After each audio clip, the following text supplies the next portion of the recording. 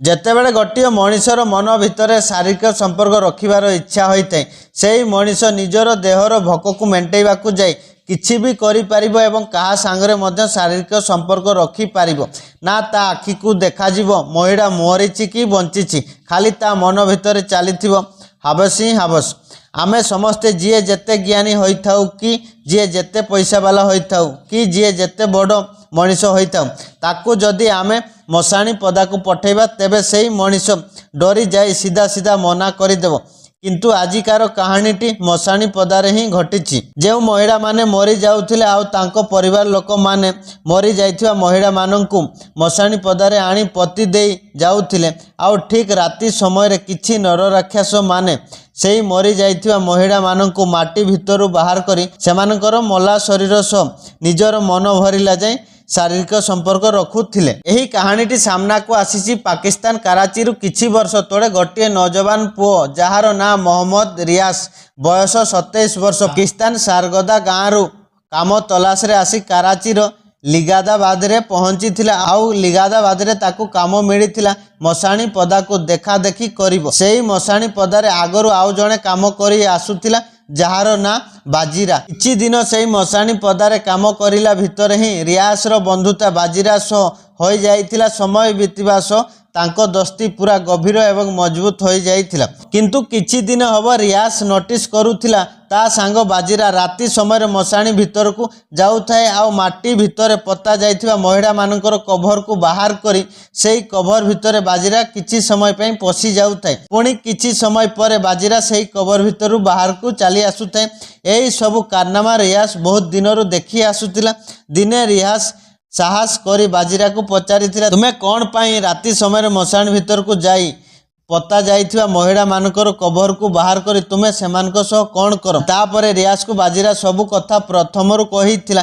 ବାଜିରା ଦିନ ବେଳେ ଦେଖି ଦେଖି ରଖୁଥିଲା ମଶାଣି ପଦାକୁ କେତୋଟି ମଲା ଶରୀର ଆସୁଛି ଆଉ ସେହି ଭିତରେ କେତୋଟି ପୁରୁଷ ଏବଂ କେତୋଟି ମହିଳାର ମଲା ଶରୀର। ପାକିସ୍ତାନରେ ମୁସଲମାନଙ୍କର ଗୋଟିଏ ନିୟମ ଅଛି, ଯଦି ମହିଳାମାନେ ମରିଯିବେ ତେବେ ସେହି ମହିଳାମାନଙ୍କର ମଲା ଶରୀର ଉପରେ ଗୋଟିଏ ଧଳା କଫନ ଦେଇ ମାଟି ଭିତରେ ପୋତି ଦିଅନ୍ତି। ଏହି ସବୁ ଜିନିଷ ଦିନ ବେଳେ ବାଜିରା ଦେଖି ରଖୁଥିଲା। ତାପରେ ଯେତେବେଳେ ରାତି ହୋଇଯାଉଥିଲା, ସେହି ରାତି ସମୟରେ ମାଟି ଭିତରୁ ମହିଳାମାନଙ୍କର କଭରକୁ ବାହାର କରି ନିଜର ମନ ଭରିଲା ଯାଏ ବାଜିରା ଶାରୀରିକ ସମ୍ପର୍କ ରଖୁଥିଲା। ତାପରେ ସେହି ମହିଳାମାନଙ୍କୁ ପୁଣି ଥରେ କଭର ସହ ମାଟି ଭିତରେ ପୋତି ଦିଏ। ଆପଣମାନେ ଥରେ ଭାବନ୍ତୁ, ବାଜିରା ନିଜ ଦେହର ଭୋକକୁ ମେଣ୍ଟାଇବାକୁ ଯାଇ କେତେ ତଳକୁ ଖସି ଯାଇଥିଲା।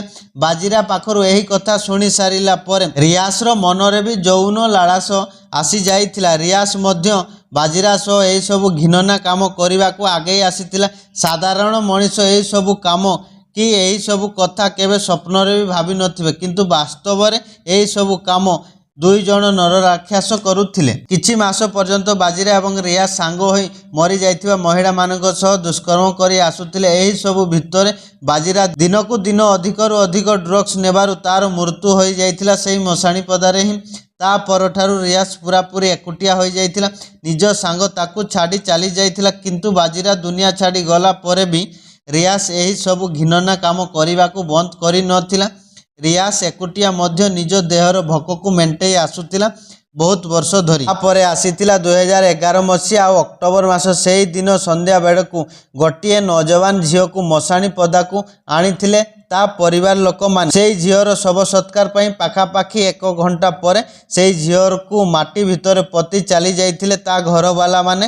ଆଉ ଏହିସବୁ ଦୃଶ୍ୟ ରିୟାସ ଦେଖୁଥିଲା।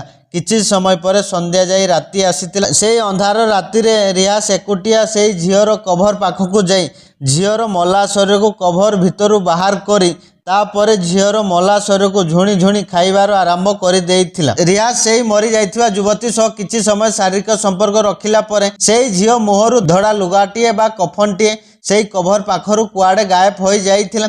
ତାପରେ ରିୟାସର ନଜର ଝିଅର ମୁହଁ ଉପରେ ପଡ଼ିଥିଲା। ସେହି ମରିଥିବା ଝିଅର ମୁହଁ ରିୟାସକୁ ଟିକେ ଅଜିବ ଟାଇପର ଲାଗିଥିଲା। झीर दांत सबु मेला होइथिला आ आखि दुईटा बड़ बड़ खुला अवस्था थिला। रियास एही सबु दृश्य देखि बहुत डरी जाइथिला आउ ताकू लागिला झील बोधे एबे भी बंची अछि।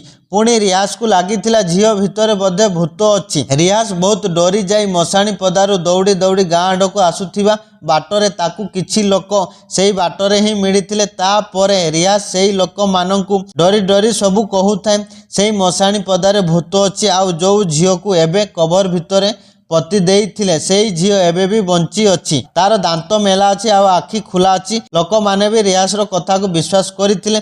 प्रथमे रियास को शांत करी ताकू पानी मध्य पीवा पई देइथिले। तापरे सेही स्थानीय लोक माने मशाणी पदा को आसी कभर पाखरे पहुंची थिले आउ सेमानकु देखिबाकू मिलिथिला कभर भितरु झीर मला शरीरटी बाहर थिला आउ झीर देहरे बहुत सारा चिन्ह थिबा सो झीर प्राइवेट पार्ट रे मध्य किछि चिन्ह थिला आउ रियास मध्य पूरा पूरी आलिया अवस्था रे थिला। स्थानीय लोक माने मरी जाइथिबा झील को आउ रियास को देखि अनुमान करि पारुथिले रियास सेही मरी जाइथिबा झील सो कोनोसी खराब काम करिछि बोली। तापरे स्थानीय लोक माने किछि आगो पछ न भाबी रियास को सीधा पिटामारा करिथिले। तापरे पुलिस को हैंडओवर करिथिले। पुलिस मध्य रियास को बहुत सारा धारा लगाई जेल पठे देइथिले। रियास मध्य पुलिस आउ पाकिस्तान मीडिया आगरे निजर गुना को कबूल करिथिला। पुणी रियास कहिथिला से गोटे कि दुईटा झील सांगरे एमिति काम करिनथिला बरम रियास पाखापाखि 48 टी महिला मानक सो एमिति घिनना काम करिथिला। रियास पाखरु एही सब कथा सुनि सारिला परे पाकिस्तान लोक माने जज पाखरे अनुरोध करिसंती रियास को जेमिति फांसी दिया जाऊ। एही भड़ी नर राक्षस आम समाज रे बंचिवार कौनसी अधिकार नहीं तार। भिडियोटी शेष करबा आगरु गोटिए कथा कहबाकू चाहूँगी। आजिका दिन में झील माने कौटी सुरक्षित अछंती ना घरे सुरक्षित अछंती ना बाहर सुरक्षित अछंती ना मरीगला परे मशाणी पदारे। आपण मानकर एही नर राक्षस को नहीं कौन मतामत अच्छी निहाती कमेंट माध्यम रे जणेबे। जय जगन्नाथ।